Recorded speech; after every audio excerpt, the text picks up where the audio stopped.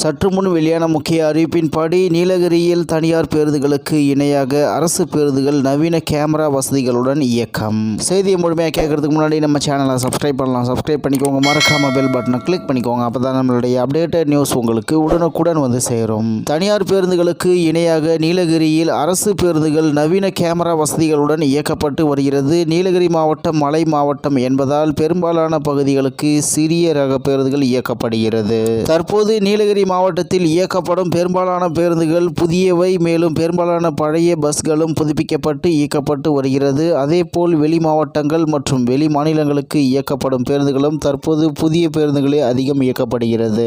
இந்நிலையில் தற்போது புதிதாக இயக்கப்படும் அனைத்து அரசு பேருந்துகளும் நவீன வசதிகளுடன் இயக்கப்படுகிறது. GPS கருவிகள் பொருத்தப்பட்டுள்ளன. அதேபோல் தற்போது வந்துள்ள பேருந்துகளில் தனியார் பஸ்களில் உள்ளது போல் கேமராக்களும் பொருத்தப்பட்டுள்ளன.